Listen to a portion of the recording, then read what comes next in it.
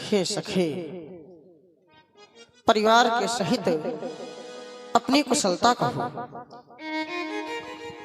वाह मेरे प्रभु, आप अपने मित्र निषाद की कुशलता पूछ रहे हैं, जिसके दर्शन मात्र से, जिसका नाम लेने मात्र से, जिसका नाम सुनने मात्र से, जाकर नाम सुनत शुभ होई, जिसका नाम सुनने मात्र से हर कार्य शुभ होने लगते हैं। आज वही मेरे यहाँ पधारे और मुझसे कुशलता पूछ रहे हैं। अरे आपके दर्शन से तो सभी अकुशलताएं कुशलता में परिवर्तित हो जाती हैं। नाथ कुशल पद पंकज देखे, भयो भाग भाजन जस लेखे। आपके मैंने इन कुशल श्री चरणों का दर्शन किया, भयो भाग भाजन जस लेखे। मानो आज मेरे भाग्यों का उदय हो गया। पर एक विनती है मेरे दयालु, मेरी उस विनती को अस्वीकार न करना। देव धर्म धन धाम तुम्हारा, मैं जन नीच सहित परिवारा। मेरे देवता, मेरी ये धरनी, मेरा ये धाम, ये मेरा नहीं, ये सब आपका है। क्योंकि मैं तो एक तुच्छ जीव हूं, और इस तुच्छ जीव का संसार में कुछ नहीं है मेरे नाथ। जो कुछ है वो तो सब परमात्मा का है। ये तो एक निमित्त है, एक साधन है जो आपके अनुकूलित इन व्यवस्थाओं को व्यवस्थित रखता है। देव धरण धन धाम तुम्हारा, मैं जन नीच सहित परवारा।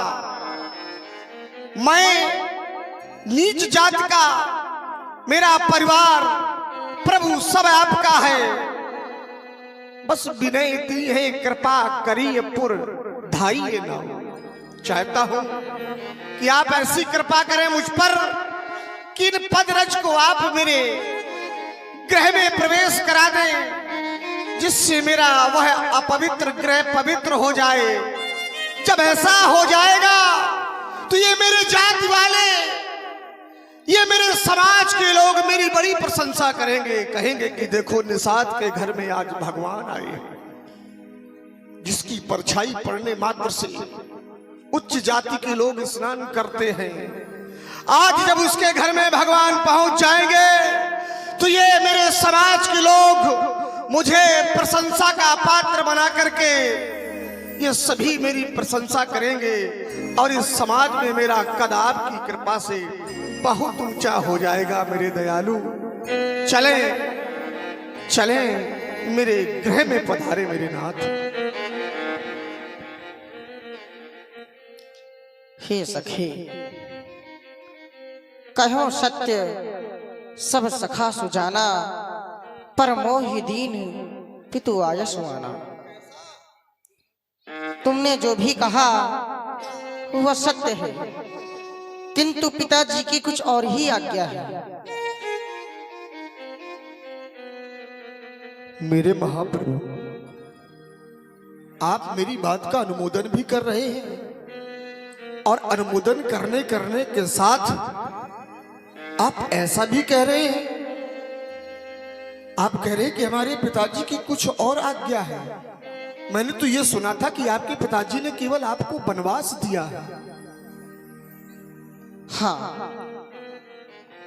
वनवास दिया है, लेकिन वन का वास दिया है।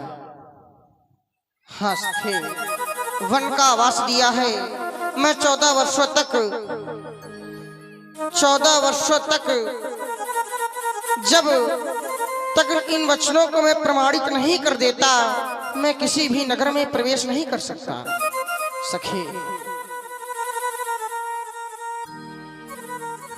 प्रभु, वाक् पटुता में, चतुरता में तो आपके सामने संपूर्ण संसार एक धूल के समान है। जब मैंने आपसे निवेदन किया तो मन में बड़ी प्रसन्नता की थी कि आप मेरे निवेदन को स्वीकार करेंगे। आपसे मैंने पूछा कि आपके पिताजी ने तो केवल आपको वनवास दिया था, आपने अपनी वाक्यावली में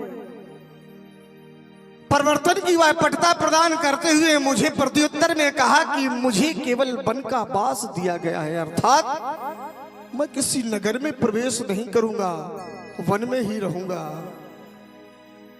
जैसा आपका विचार हो, क्योंकि एक मित्र का, एक सेवक का दायित्व यही होता है कि अपने मित्र, अपने स्वामी के किसी भी दृढ़ संकल्प को टूटने ना दें। आपका जैसा मेरे लिए आदेश हो मैं वह कार्य करूं। कहें देवता, ये सेवक आपकी किस प्रकार से क्या सेवा कर सकता है, आदेश करें। हे सखे, तुम हमें नगर के बाहर ही व्यवस्था कर दो। और राज्य सेवक, हमारे नगर में वृक्ष तो बहुत हैं, लेकिन हमारे महाप्रभु के ठहरने के लिए वह सिंसुपा नामक वृक्ष ही उत्तम होगा। उसकी घनी छाया के नीचे मेरे भगवान विराजेंगे और वहीं से मेरी सारी समाज को दर्शन देंगे।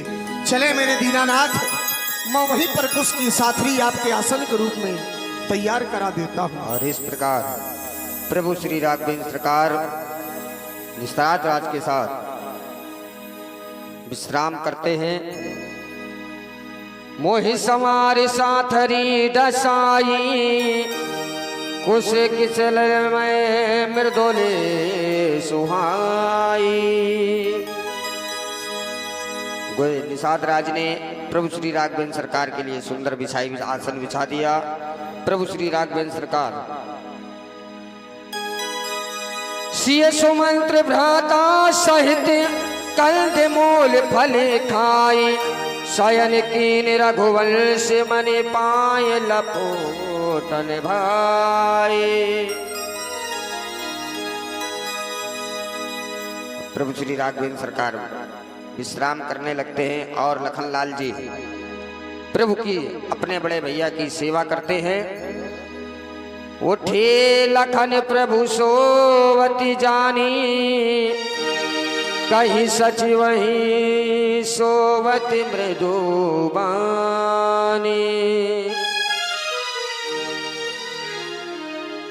कछुक दूर सजे बान सरासन, जागन लगे बैठे वीरासन। लखनलाल जी वीरासन लगा करके अपने बड़े भैया वो माता जानकी का पहरा देने लगे।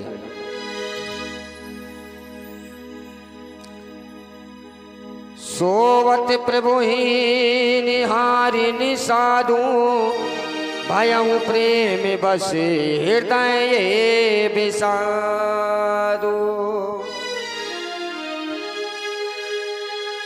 वारे प्रभु, वारे प्रभु तेरी लीला।